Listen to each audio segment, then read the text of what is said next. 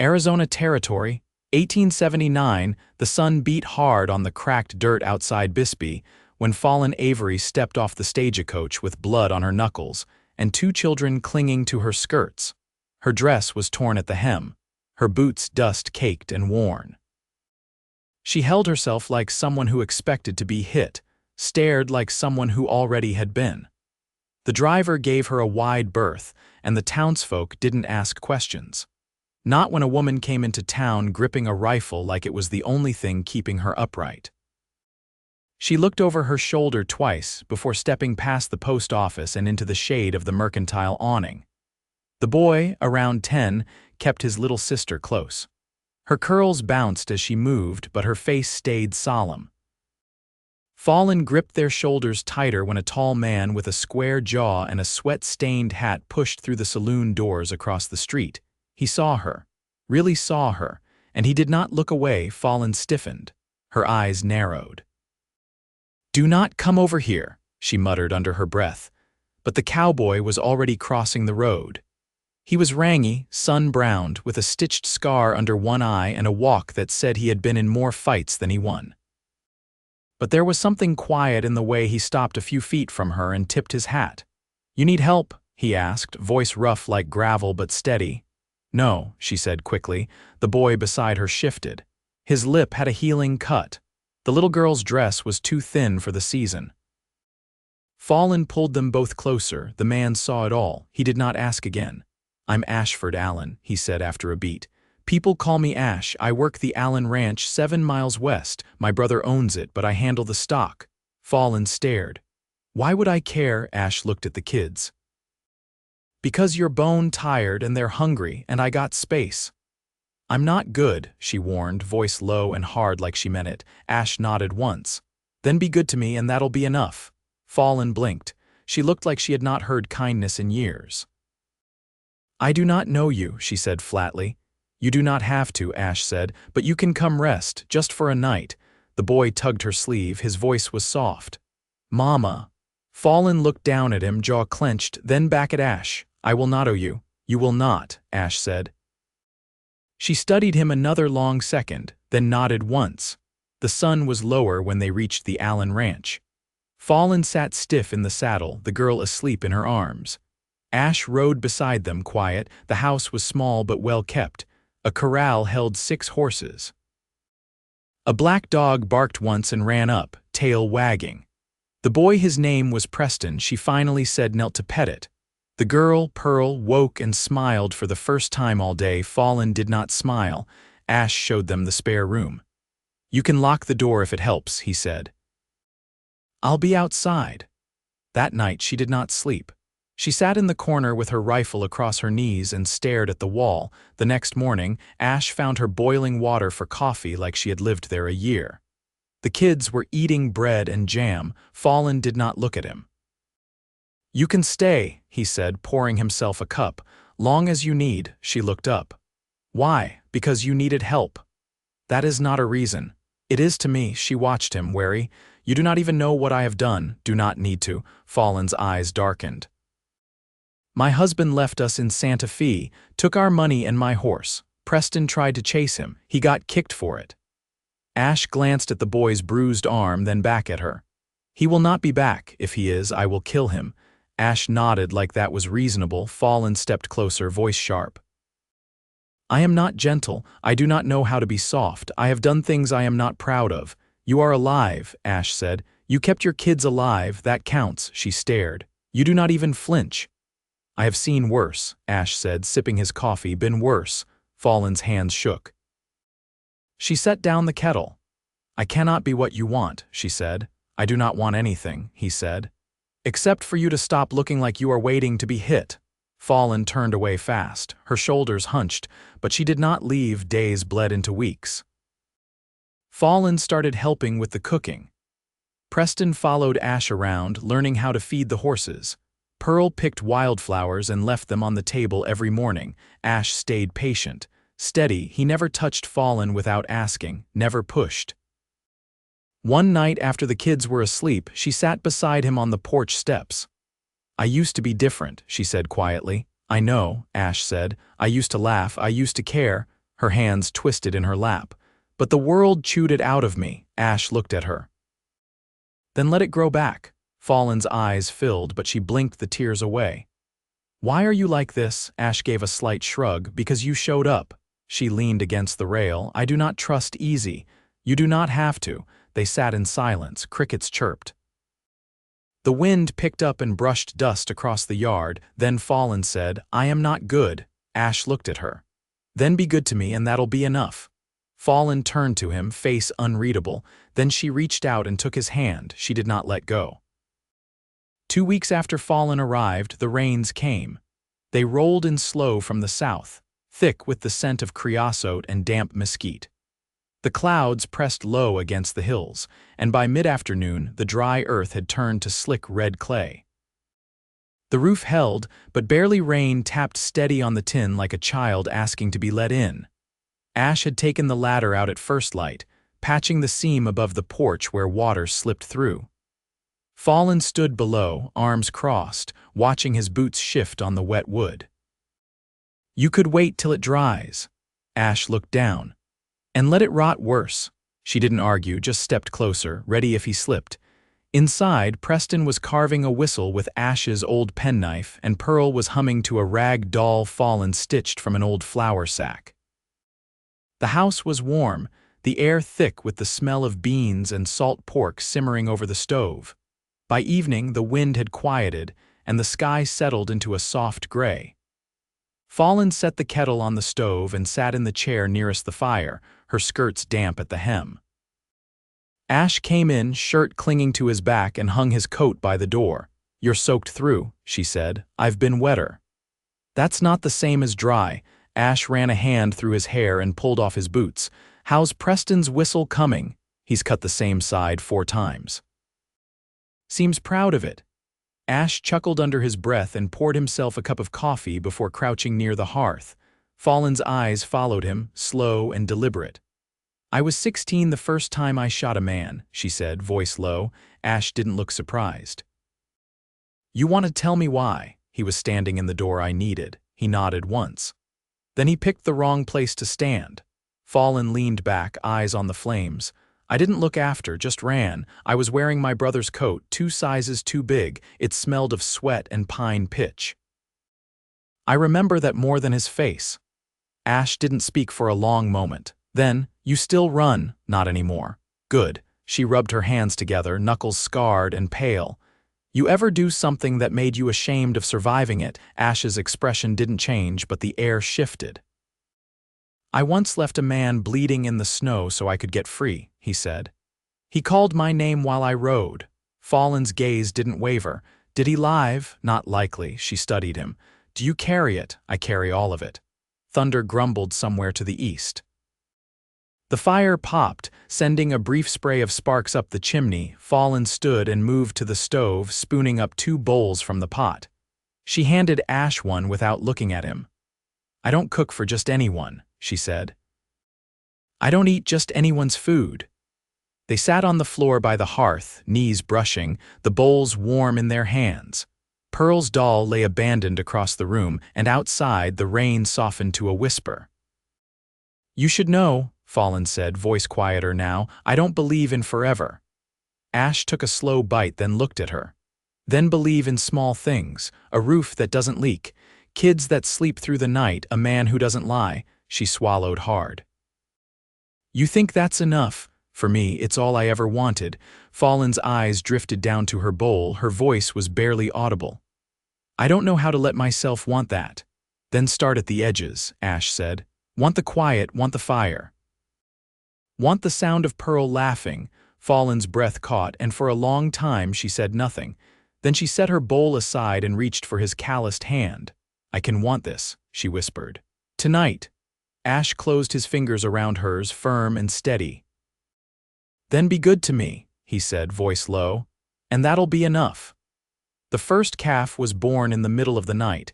Ash had been out in the western pasture since dusk, coaxing a skittish heifer into the lean-to behind the barn. Fallon found him there just after midnight, lantern in one hand, Preston following behind with a blanket tucked under his arm. The rain had stopped sometime before sunset, but the ground was still soft, the air damp with the smell of turned earth and new grass. Ash was crouched beside the cow, sleeves rolled, hands steady. The calf had come breech, and he was coaxing it free with quiet murmurs and a firm grip. Fallon didn't speak. She set the lantern on an overturned bucket and knelt beside him. Her eyes met his, and without needing words, she took over holding the heifer's flank while Ash worked. When it was done, when the calf slid free onto the straw and kicked weakly at the air, Ash sat back on his heels, chest rising slow. "Strong little thing," Fallon said, breath fogging near her mouth. Ash ran a hand over his face, then glanced at Preston. "Go fetch the warm water, son." Preston didn't hesitate. Fallon watched him go, then looked back at Ash. "You're good with the birthin'," she said, her voice softer than usual. "I was there for everyone since we started the herd," he said. "Guess it sticks after a while." Fallon reached out, wiped a smear of blood from the calf's nose. Her hands were sure, but her eyes didn't leave the animal's side. "I never saw one born," she admitted. "Closest I came was a woman in Abilene screaming through the night. Her man ran off before dawn." Ash tilted his head. "Did you help her?" Fallon nodded once. "She gave birth on a floor covered in sawdust. I boiled water and held her hand. She make it?" She did. They were quiet again, save the small grunts of the newborn learning its limbs. Preston returned with a pail and Ash took it, dipping a rag to clean the calf's face. Fallon rose and stepped outside. The moon was low, a pale slice above the hills. She rested a hand on the fence rail and stared into the dark. Ash joined her after a minute, wiping his hands on an old cloth. "She'll stay upright by morning," he said. "You did good." Fallon didn't look at him. "I don't know how to do things halfway. That's not a fault. It's gotten me into places I couldn't get out of." Ash leaned beside her. "You're out now," she glanced at him. "That depends on what you think out means." He studied her in the dim light. "To me, it means you've got room to breathe and no one's chasing you." Fallon's jaw worked for a moment. "I lived in a brothel once, helped the cook. That's where I learned to read. One of the girls had a Bible with the cover torn off." Ash didn't flinch. "You still read, when I get the chance." "What do you like?" Fallon wrapped her arms around herself. "Stories that don't end with women buried in the dirt." Ash nodded slowly. "Then I'll find you one of those." She turned. "You do that," he met her gaze. "If it gives you peace to read it, I'll ride to Tucson and back." Fallon stared at him for a long, still moment. "You don't make sense." "I'm not trying to. That's what makes it hard." Ash stepped closer, but not enough to crowd her. "You don't owe me anything, Fallon, not for the roof. Not for the quiet, not for your story." She looked down at the dirt between her boots. "I don't want to owe you, that's different." "Then don't," he said. "Just be here." Fallon's voice thinned. "I'm afraid I'll break it." Ash's eyes softened. "Then I'll hold it steady till you don't have to be afraid." She didn't answer, but her shoulders eased a little. In the barn behind them, the calf bleated once, sharp and new. Ash turned toward the noise. "You should get warm." Fallon hesitated. "Will you come in after?" Ash nodded. "Soon as I finish here." She lingered, then stepped back toward the house. Her pace was slow, the lantern light flickering behind her as she walked. Ash watched her go, then turned back to the barn, the scent of straw and new life wrapping around him like something sacred. By early spring, the land softened. The brittle grass gave way to green shoots, and the mesquite trees budded with pale leaves. Fallon began rising before dawn, tying her hair back with a strip of cloth and pulling on the canvas apron she'd sewn from one of Ash's old feed sacks. She moved through the mornings like someone learning a rhythm she hadn't known. She missed measuring flour with her thumb, brushing pearls curls into a loose braid, sending Preston out with a pail for eggs. Ash didn't speak on it.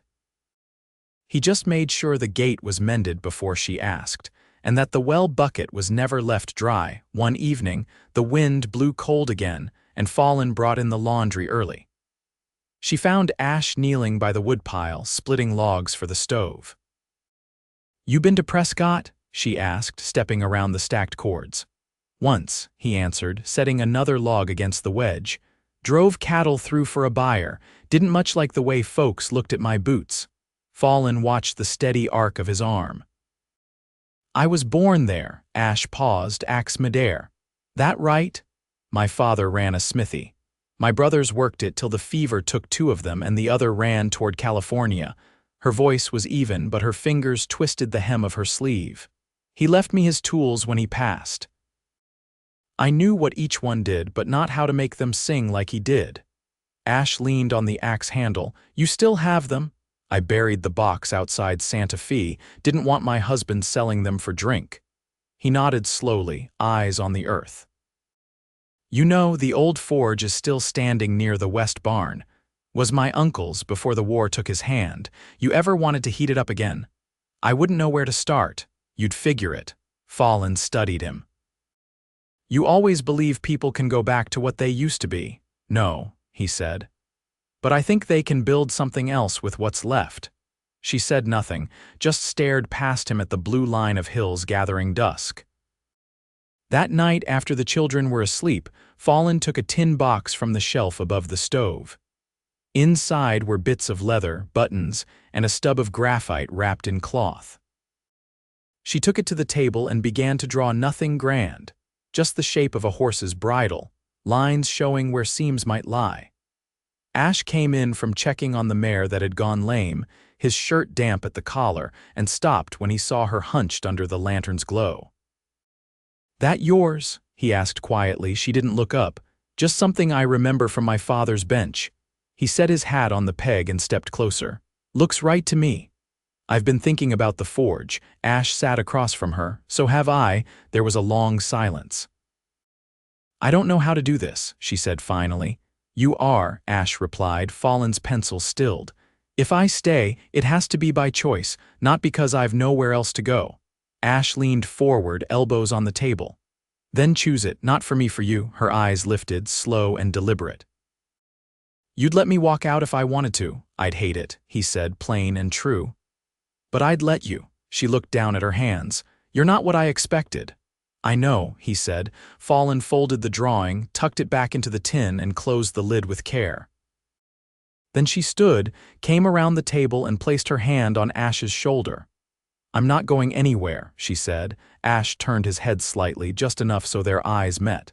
"Good." She exhaled, not quite a sigh, just a soft loosening in her chest. "You're not easy," she murmured. "And you're not gentle." Fallon's mouth lifted at the corner. "Then be good to me." Ash reached up, his hand covering hers. "And that'll be enough." By late April, the ground around the forge had dried enough for Fallon to begin clearing it. Preston helped her haul the rusted tools from the shed behind the barn, laying each one out on an old feed sack. She didn't say much as she worked, but her jaw stayed set, eyes narrowed with intent. Ash watched from the paddock, reins coiled in one hand, as she tested the bellows and brushed ash from the hearthstone with the edge of her sleeve. That evening she stood in the doorway, her hands blackened, sleeves rolled to her elbows. Ash was finishing a saddle repair at the kitchen table, Pearl asleep against his side. "Did you know the anvil's still sound?" she asked. "I figured," he said without looking up. "That piece has outlasted every man who's worked it. I'm thinking I could take in work from town. Bridle fittings, maybe wagon shoes, nothing too big." Ash looked up then. "You want to stay that long?" "I want to set something down, something mine," he nodded, slow and sure. "Then we'll build you a bench." Fallon stepped inside, peeled off her gloves and hung them by the stove. "You ever think about how a place can change you, all the time?" "I used to dream of rail towns and riverboats," she said, folding a cloth over her hands. "Now I dream of dry wood and a quiet morning." Ash leaned back in his chair. "You stopped running." Fallon didn't answer right away. She looked down at Pearl, one hand brushing the child's hair from her cheek. "I stopped needing to." The next morning, a rider came from town with a parcel wrapped in oilcloth. Ash accepted it, nodded once, and tucked it under his arm as he walked back toward the house. Fallon stood by the porch steps, wiping her hands on her apron. "What's that?" "Something you might want," he said, offering it to her. She took it carefully, peeled back the cloth, and found a book inside. The spine was stitched rough, the cover plain, no title. I asked at the general store, Ash said. Told them I wanted a story where the woman doesn't die. Fallon opened it, thumbed through a few pages. Her face didn't change, but her hand tightened on the edge. I never asked for this. No, he said. You didn't have to. That night, she read aloud by lantern light. Preston curled beside the hearth, Pearl tucked against her lap. Ash sat close, one hand resting near hers on the arm of the chair, not touching, just near. By summer, the forge was hot most days. Fallon took in small repairs, nothing she couldn't finish before supper. Word traveled slow, but it traveled. Folks began sending up worn hinges and broken stirrups with travelers passing near the ranch. She didn't speak much to customers, and Ash never pushed her to. One afternoon, she came in with soot on her cheek and found Ash sharpening a blade by the window. She leaned in the doorway, arms crossed. I'm thinking of building a second rack, she said, for the tools, for the work I haven't said yes to yet. Ash set the blade aside. You want me to help? No, Fallon said, but I want you to be there. He stood, crossed the room, and reached for her hand. I'm not going anywhere. I was afraid you'd say that, she said, though her mouth softened when she said it. They married on a quiet morning in September, under the cottonwood tree west of the barn. There was no preacher, just Ash's brother riding down from Mornside with a jug of cider and a grin as wide as the valley. Preston held Fallon's left hand as Ash tied a strip of cloth around her wrist, and Pearl scattered dry wildflowers in the grass. Fallon didn't wear white. She wore her work dress, sleeves rolled, and her hair tied back with the same cloth she'd used since March. Do you promise to be good to me? Ash asked, voice steady. Fallon looked at him. If you promise to keep holding steady. He smiled then, full and without hesitation. They kissed once, brief and honest, and no one clapped. They just stood in the sun, the air warm and the future stretched out quiet and wide. That winter, Fallon built a second rack for the forge. The children grew taller and so did the fences. The land held steady beneath their feet and the days passed without fear. Ash never asked her to soften. Fallon never asked him to speak more than he meant. They built their home with silence and effort, with small kindnesses and unspoken trust. And when the nights were cold, they slept close, her hand resting just above his heart, his breath warm against her shoulder. They were not perfect. But they were whole. They never left the ranch. They never needed to.